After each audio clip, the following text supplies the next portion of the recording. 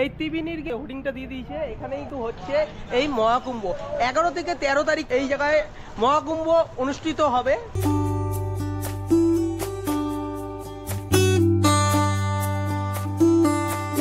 এই জায়গায় কিন্তু নাগা সন্ন্যাসীদের থাকার ব্যবস্থা করছে। এখানে দেখো পরপর কিন্তু এই আখড়াগুলো বানানো হচ্ছে। আমরা তো ক্যাম্পটা ঘুরে আসলাম, ক্যাম্প ঘুরে কিন্তু চলে আসলাম এই স্নানঘাটের দিকে। তোমাদের এই স্নানঘাটটাই কিন্তু ঘুরিয়ে দেখাবো, তাহলে চলো যাওয়া যাক। এখানে রয়েছে স্বামী অভয়ানন্দগিরি পরমহংস সমাধির, এই জায়গাটা কিন্তু তাকে সমাধি দেওয়া হয়েছিল। সরস্বতী নদী, আর এই সরস্বতী নদী কিন্তু এই গঙ্গা নদীর সাথে কিন্তু মিশেছে। আর এইখানেই কিন্তু তোমরা এই দুটো নদী দেখতে পারবে। এ দেখো এইখানে রয়েছে শ্মশানটা, ত্রিবেণী ঘাটের শ্মশান, আর এইখানেই কিন্তু রয়েছে মা মনসা মন্দির, নেতি ধোপানি পুকুর, এই ত্রিবেণী ঘাট। হ্যালো বন্ধুরা, তোমরা কেমন আছো? আশা করি তোমরা ভালো আছো। চলে আসলাম নতুন একটা ভিডিওতে। আর আজকে একা নয়, আমার সাথে রয়েছে ভাই। আর আজকে আমরা যাচ্ছি কিন্তু কুম্ভ মেলা দর্শন করতে ত্রিবেণীতে। 703 বছর পরে কুম্ভ মেলা অনুষ্ঠিত হচ্ছে, সেই জায়গায় তোমাদের দেখাবো এবং ওখানকার ইতিহাস এবং সমস্ত কিছু আজকের এই ব্লগে তুলে ধরবো। তাহলে চলো যাওয়া যাক। আর আমি এখান দিয়ে যাচ্ছি ত্রিবেণীর দূরত্ব হচ্ছে 9 কিলোমিটার। 9 কিলোমিটার বাইক নিয়ে যাচ্ছি, আমার বাইক রয়েছে। আর তাহলে চলো তোমাদের সাথে সরাসরি দেখা হচ্ছে ত্রিবেণীতে। এ দেখো বাড়ি থেকে আমরা 5 কিলোমিটার বাইক চালিয়ে চলে এসেছি ঈশ্বরগুপ্ত সেতু। আর এই ঈশ্বরগুপ্ত সেতুর এপাশে রয়েছে আমাদের হুগলি রিভার বা গঙ্গা রিভার। এই নদী খুব সুন্দর লাগছে, আর ওখানে বোট চলছে। আমরা এখান থেকেই চলে যাব মহাকুম্ভ দর্শন করতে। আর এই ত্রিবেণীতে বিভিন্ন জায়গা দিয়ে নাগা সাধুরা আসছে, সেই সমস্ত কিছুই আজকের এই ব্লগে দেখাবো। আর এই ত্রিবেণীতে 3টে নদীর মিলন হয়েছে, গঙ্গা, যমুনা, সরস্বতী। কুম্ভটা কিন্তু মহাকুম্ভ 144 বছর পরই এটা হয়। আর আমরা ভেবেছিলাম প্রয়াগরাজে যাবো, প্রয়াগরাজের মহাকুম্ভ ভিজিট করবো, তো হলো না। যাই হোক, আমরা কি আমার বাড়ির কাছে মহাকুম্ভ ভিজিট করতে পারছি ত্রিবেণীর মধ্যে এরকম একটা সুন্দর জায়গায়, সেটাই আমি তোমাদের ঘুরিয়ে দেখাবো। কুম্ভ মেলা সাধারণত 12 বছর পর হয়, আর অর্ধকুম্ভ কিন্তু 6 বছর পর হয়। এখান থেকে আমরা সরাসরি চলে যাই ত্রিবেণী। আর ত্রিবেণী এই সাইডে।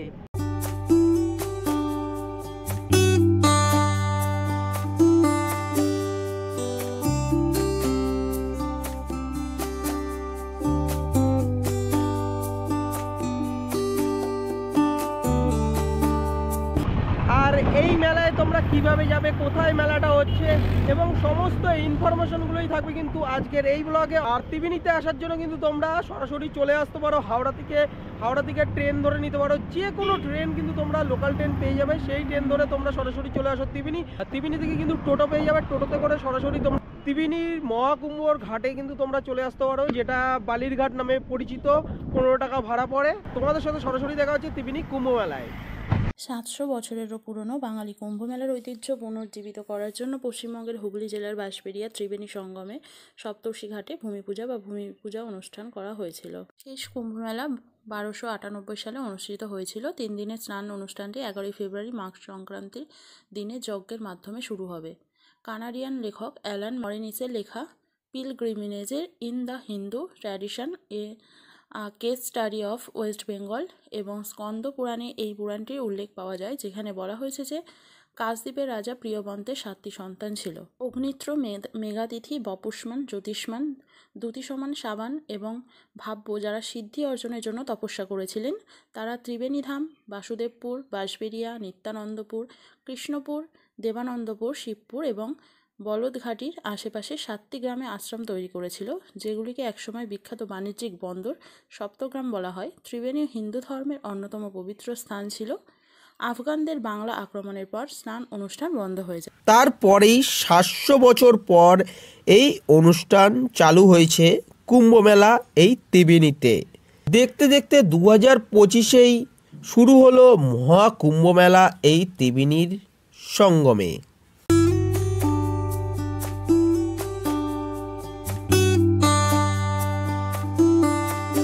আমি এখন চলে এসেছি এই ত্রিবেণীর হোর্ডিংটা দিয়ে দিয়েছে, এখানেই তো হচ্ছে এই মহাকুম্ভ 11 থেকে 13 তারিখ এই জায়গায় মহাকুম্ভ অনুষ্ঠিত হবে। এই দেখতে পাচ্ছ, এখান দিয়ে কিন্তু আমরা বাইক নিয়ে প্রবেশ করব। সামনেই কিন্তু ঘাটটা রয়েছে। ত্রিবেণীর আশেপাশে এই গঙ্গা ঘাটের মধ্যে যে কটা জায়গাগুলো রয়েছে এই মহাকুম্ভ অনুষ্ঠিত হয়, সেই জায়গাগুলোই কিন্তু তোমাদের ঘুরিয়ে দেখাবো। তাহলে চলো যাওয়া যাক।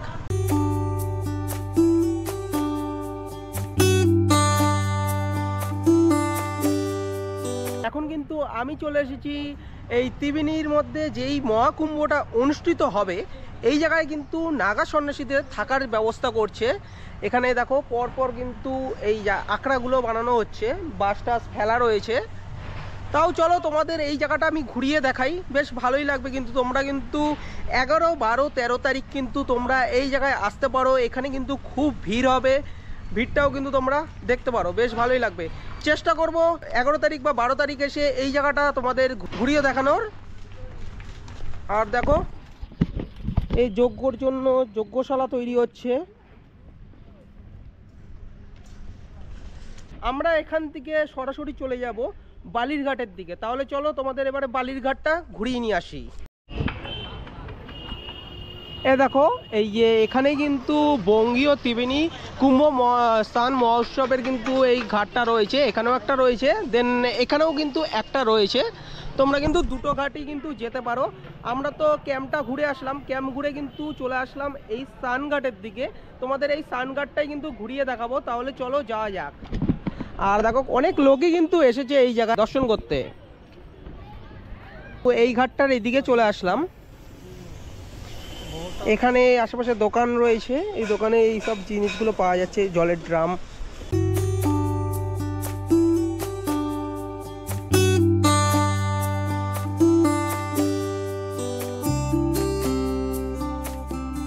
এখন চলে আসলাম এই বালিরঘাট। আর এই বালিরঘাটের নাম এখন কিন্তু সপ্তর্ষি ঘাট বা সপ্তঋষি ঘাট। আর এই ঘাটেই কিন্তু এই কুম্ভ মেলার আয়োজন করা হয়েছে। এখানে কিন্তু পুণ্যস্নান করা হবে, বেশ কিন্তু সুন্দরী জায়গা। তোমরা কিন্তু 11, 12, 13 তারিখ কিন্তু ভিজিট করতে পারো। তাহলে চলো, পাশের আরেকটা ঘাট রয়েছে, সেই ঘাটটাও কিন্তু আমি তোমাদের ঘুরিয়ে দেখাবো। তো আমরা চলে গেলাম এই পাশের ঘাটটা দর্শন করে আসলাম। আমরা যাব এখন এই পাশের ঘাটটা।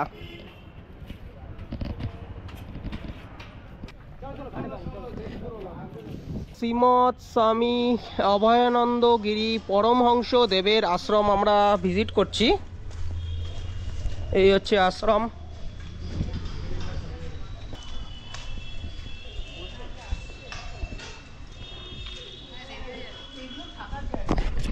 আশ্রমটা বেশ বড়, খুব সুন্দর জায়গা। অবশ্যই তোমাদের সামনে দিয়ে সমস্ত জায়গাগুলো ঘুরিয়ে দেখানোর চেষ্টা করব তোমাদের। তাহলে চলো, আমি কিন্তু এখন চলে এসেছি এই আশ্রমের এই সমাধিস্থলটা। এই এখানে রয়েছে স্বামী অভয়ানন্দগিরি পরমহংস সমাধির এই জায়গাটা, কিন্তু তাকে সমাধি দেওয়া হয়েছিল। তার মূর্তিটা কিন্তু এখানে রয়েছে। এই মঠ স্বামী অভয়ানন্দগিরি পরমহংস এই আশ্রম, এই আশ্রমে আমরা এখন প্রবেশ করব। সুন্দরী জায়গা, সুন্দর পরিবেশ। আর এই মন্দিরে কিন্তু কালী ঠাকুরের বিরাজমান, এই স্বামী অভয়ানন্দ পরমহংস। এই মন্দিরটা দেখো, দেখো এখানে কিন্তু তোমরা দেখতে পারবে ব্রহ্মা, বিষ্ণু, শিব, আর পাশে কিন্তু কালী ঠাকুর রয়েছে। অবশ্যই তোমরা কিন্তু ত্রিবেণীতে আসলে এই জায়গা কিন্তু ভিজিট করতে পারো। পাশে আরেকটা মন্দির রয়েছে, সেই মন্দিরটা তোমাদের আমি দেখাই। এই এখানে রয়েছে শিবলিঙ্গ।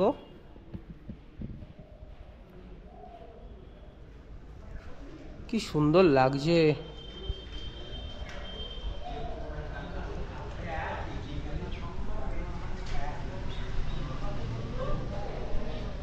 কিন্তু সমুদ্র মন্থনের কিন্তু প্রতিচ্ছবিগুলো তুলে ধরা হয়েছে এই জায়গাটায়। এ দেখো এই আশ্রমের এপাশ দিয়ে কিন্তু রয়েছে ঘাটটা। এই ঘাটের এখানেই কিন্তু মহাকুম্ভর পুণ্যস্নান কিন্তু হয়। তাহলে চলো তোমাদের এই ঘাটটা আমি তোমাদের ঘুরিয়ে দেখাই। তাহলে এখানে ওয়াশরুমের ব্যবস্থা রয়েছে, দেন এখানে ঘাটটা রয়েছে।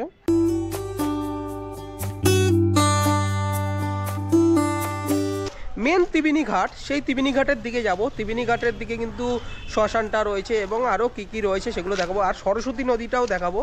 এখানেই কিন্তু এই জায়গায় কিন্তু সরস্বতী নদীর সঙ্গম স্থলটাও কিন্তু তোমাদের কাছে তুলে ধরবো। আমরা এখন কিন্তু রয়েছি সরস্বতী নদীর সামনে। এই যে এখানে কিন্তু সরস্বতী নদী বয়ে গেছে।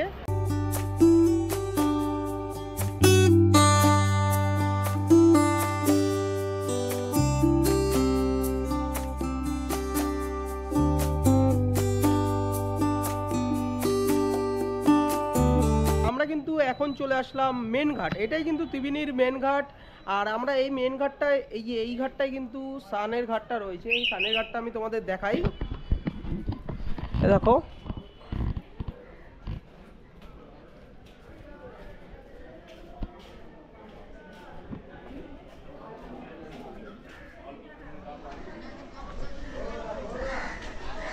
এই হচ্ছে ঘাটটা, দেখতেই পাচ্ছ। এখানে একটা মন্দির রয়েছে আর এই পাশেও কিন্তু মন্দির রয়েছে।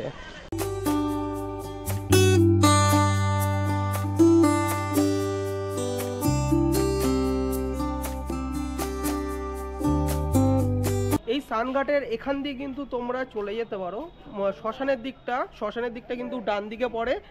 আর এই বাদিকের রাস্তাটা ধরে কিন্তু তোমরা চলে যেতে পারবে যেখানে এই ত্রিবেণী সঙ্গম স্থানটা।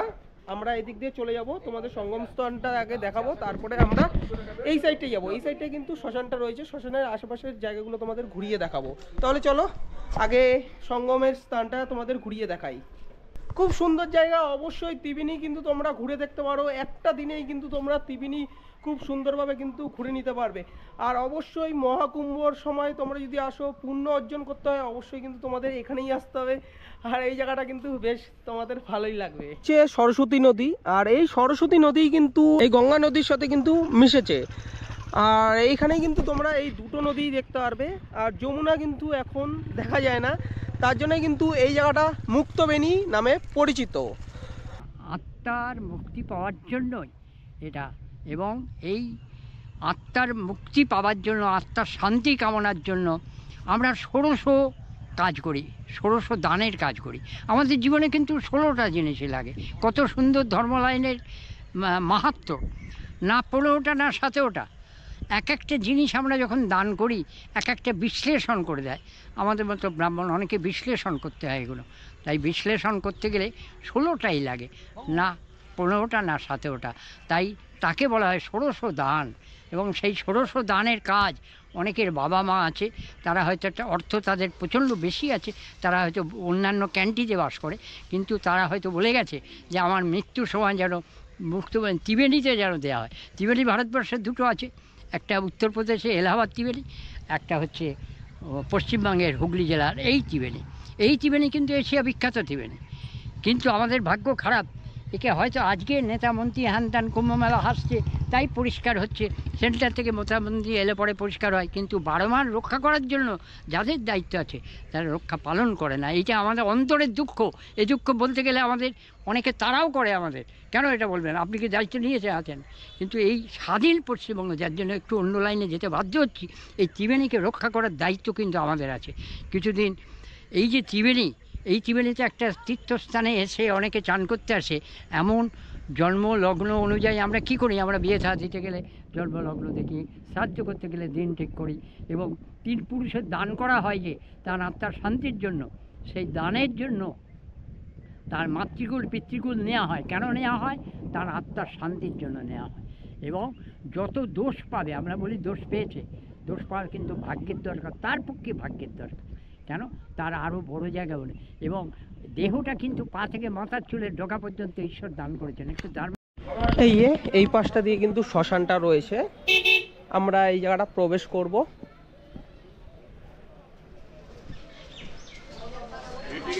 আর প্রথমে তোমাদের ঘাটটা দেখিয়ে দিই।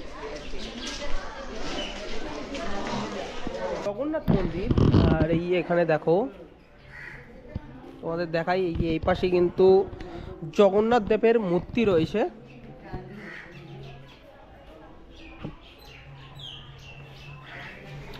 আর এই পাশে রয়েছে তোমার শিব, হনুমান, রাম, লক্ষ্মণ, আরও অনেক দেব দেবীদের কিন্তু মূর্তি তোমরা এখানে দেখতে পারবে। এই হচ্ছে জায়গা। আর এখানে রয়েছে ঘাটটা, দেখো প্রচুর সংখ্যক মানুষ এসেছে এই জায়গায় স্নান করতে। সামনেই কিন্তু মহাকুম্ভর উৎসব উদযাপন হবে, সেটা তো তোমাদের আমি দেখিয়েছি। এখানেও কিন্তু অনেকেই স্নান করে, বেশ ভালোই লাগছে কিন্তু এই জায়গাটা দেখতে। এখানেও কিন্তু একটা মন্দির রয়েছে, তোমরা কিন্তু ওই মন্দিরটাও দর্শন করতে পারো। দেন আমরা এখান দিয়ে চলে যাব তোমার শ্মশানের দিকটা। শ্মশানের ওখানেও কিন্তু কয়েকটা জায়গা রয়েছে, সেই জায়গাগুলো কিন্তু তোমাদের ঘুরিয়ে দেখাবো। এ দেখো এই পাশে শ্মশানটা রয়েছে, ত্রিবেণী শ্মশান। আমরা এই পাশ দিয়ে চলে যাব। এই পাশ দিয়ে কিন্তু সে বেহুলা ভেসে এসেছিল তার স্বামীকে নিয়ে, সেই জায়গাটা আমি তোমাদের দেখাবো। এই সাইডটা দিয়ে, আচ্ছা তোমাদের কিন্তু এই সাইডটা দিয়ে কিন্তু যেতে হবে। দেন এই শ্মশানটা আর দেখালাম না, আমরা এখান দিয়ে যাই, তোমাদের দেখাই। হ্যাঁ দেখো এই যে এখান দিয়ে এসে কিন্তু এরকম একটা গেট দেখতে পারবে, এই গেট দিয়ে কিন্তু তোমাদের আগেই যেতে হবে।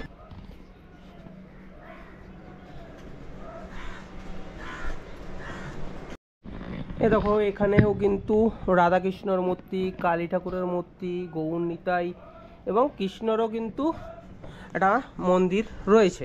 বেশ ভালোই জায়গা। পাশে শ্মশান তো তোমাদের দেখালাম, এখানেও কিন্তু একটা মনসা মন্দির রয়েছে। এই যে এখানে দেখো এখানে নন্দীজি। দেখো নেতিদোপানি কিন্তু একজন ছিল যে ভগবানদের এই কাপড় কাস্ত এই পাথরটার উপরে, কিন্তু এই হচ্ছে জায়গা। বেশ সুন্দরই কিন্তু জায়গা, তোমরা কিন্তু এই জায়গায় ভিজিট করতে পারো। আর শ্মশানের পাশ দিয়েই কিন্তু তোমাদের চলে যেতে হবে ঘাটের দিকে, নেতিদোপানি ঘাট। এ দেখো এইখানে রয়েছে শ্মশানটা, ত্রিবেণী ঘাটের শ্মশান। আর এইখানেই কিন্তু রয়েছে মা মনসা মন্দির, নেতিদোপানি পুকুর, এই ত্রিবেণী ঘাট। এখান দিয়ে কিন্তু তোমাদের নামতে হবে।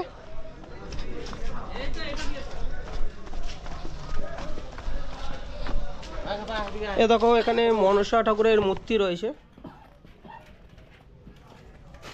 আমরা যাচ্ছি এখন নেতিদোপানি ঘাটের দিকে, যেখানে নেতিদোপানি ভগবানদের কাপড় ধুতো কিন্তু তিনি। দেখো এটাই হচ্ছে নেতিদোপানি ঘাট। আর এই ঘাটে কিন্তু নেতিদোপানি ভগবানদের কাপড় জামা কিন্তু এই জায়গায় কাচতো। এই ঘাটের অবস্থা ভগ্নপ্রায়ে পরিণত হয়েছে। বেশ কিন্তু চলে যাই আমাদের গাড়ির পথে, গাড়িতে করেই কিন্তু ফিরছি এখন বাড়িতে। টোটালি কিন্তু আমি তোমাদের এই ত্রিবেণীর বিভিন্ন জায়গাগুলো কিন্তু ঘুরিয়ে দেখালাম। কেমন লাগলো অবশ্যই কমেন্ট করো। আর মহাকুম্ভ কিন্তু 11, 12, 13 এই 13 তারিখের উপলক্ষে কিন্তু তোমাদের কাছে এই মহাকুম্ভর একটা ভিডিও কিন্তু তুলে ধরলাম। আর মহাকুম্ভ শুধু ত্রিবেণীতে হচ্ছে তাই নয়, ওপারেও কিন্তু হচ্ছে, মাঝের চরেও কিন্তু তোমরা ভিজিট করতে পারো। মাঝের চরে একদম ব্রিজটা দেখতে পাচ্ছ, ব্রিজের পাশ দিয়েই কিন্তু মহাকুম্ভ, ওখানেও দেখতে পারো। দেন চলো আজকের এই মহাকুম্ভর ব্লগটা তোমাদের কেমন লাগলো, টোটাল ইনফরমেশন কিন্তু তোমাদের কাছে তুলে ধরলাম। হাওড়া থেকে কিভাবে আসবে, তারপর কিভাবে তোমরা এই জায়গায় ঘুরবে, কোথায় মেলা হচ্ছে, তারপরে তোমরা কিন্তু একদিনেই কিন্তু এই জায়গা ঘুরে নিতে পারো। তাহলে চলো দেখা হচ্ছে পরবর্তী একটা ভিডিওতে। অবশ্যই সুস্থ থেকো, ভালো থেকো, বাই বাই।